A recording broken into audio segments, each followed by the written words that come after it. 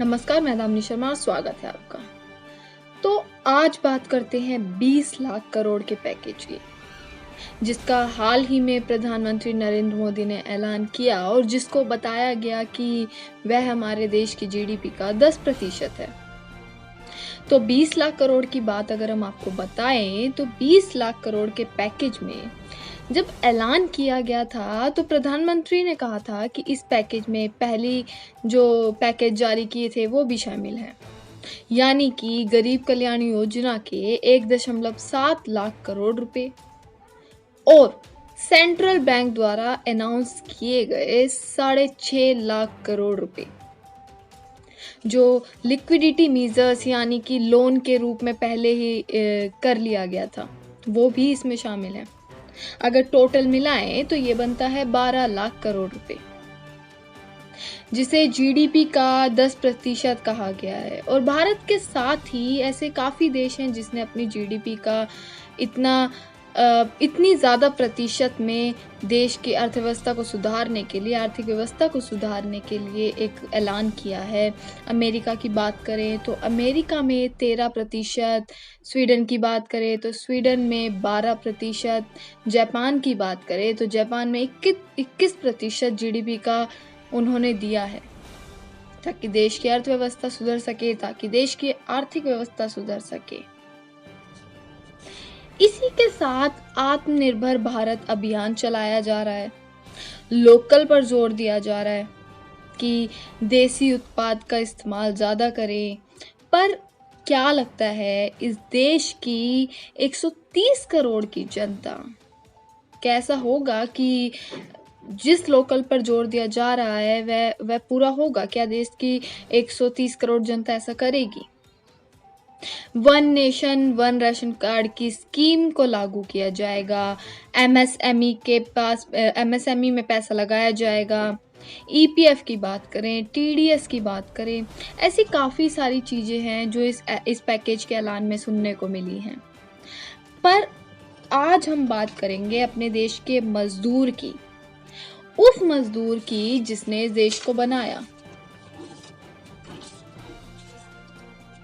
जब प्रधानमंत्री नरेंद्र मोदी ने देश को संबोधन दिया, ये पैकेज का ऐलान किया, उस समय कितनी बात मजदूर की गई थी। केवल इतना कहा गया था कि उनका तप और त्याग है। वो मजदूर जो कड़ी धूप में बिना खाना पानी के साथ, पूरे परिवार के साथ, छोटे छोटे बच्चों के साथ मीलों दूर एक राज्य से दूसरे राज्यों में अपने गांव जा रहा है ताकि उसे 2 वक्त की रोटी नसीब हो सके। फिर वही मजदूर ट्रेन के नीचे आकर मरता है, ट्रक पलटने से मर जाता है, नहीं तो भूखमरी से मर जाता है।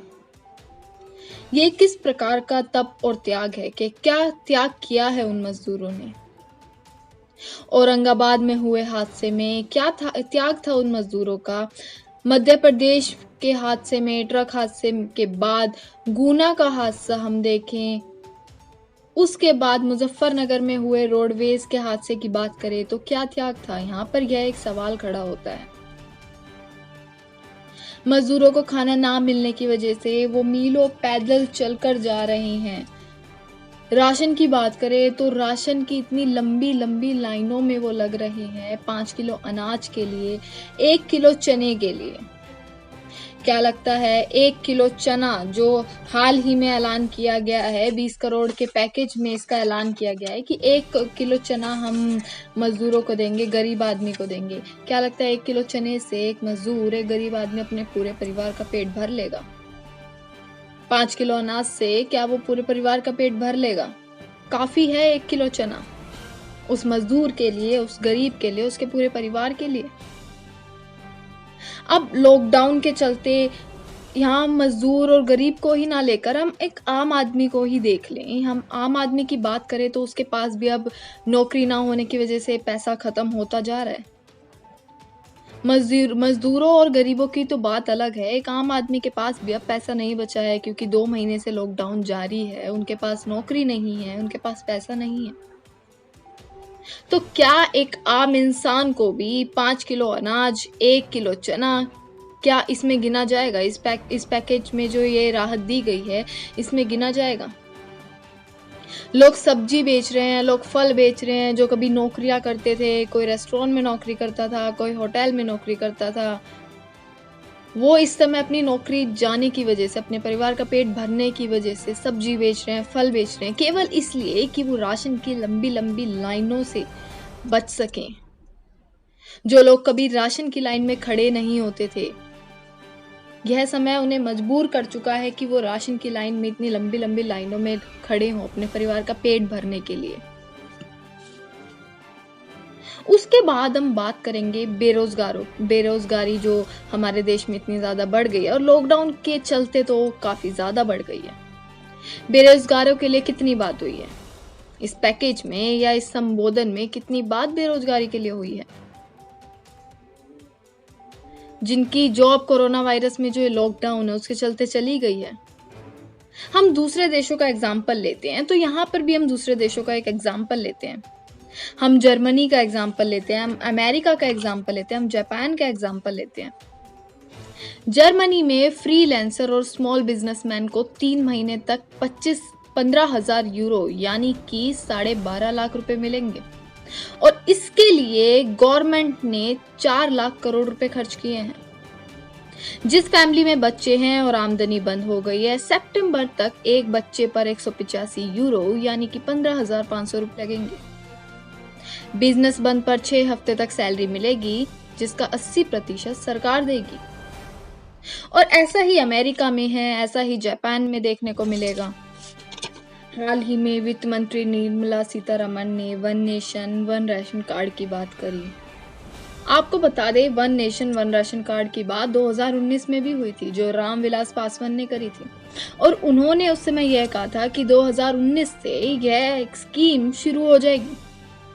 पर अब निर्मला सीतारमण कहती हैं कि अगस्त 2020 से ये शुरू होगी, तो उसका क्या? यहाँ पर भी एक सोचने की बात बनती है।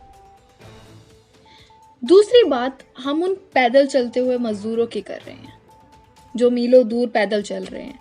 आप कोटा से लोगों को वापस ला रहे हैं, आप वंदे भारत मिशन चला के जो विदेश में फंसे हुए भारतीय हैं उनको वापस ला रहे हैं। बहुत अच्छी बात है, हम ये सब यही चाहते हैं।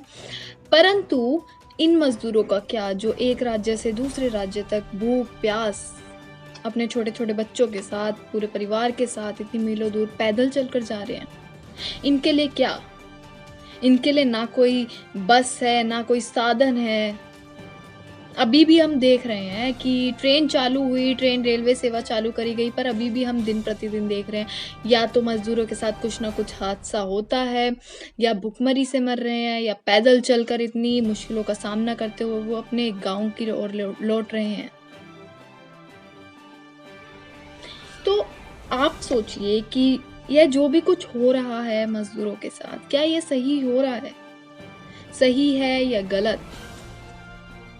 यहाँ पर सोचने का मुद्दा बनता है। और कब तक ऐसा चलता रहेगा?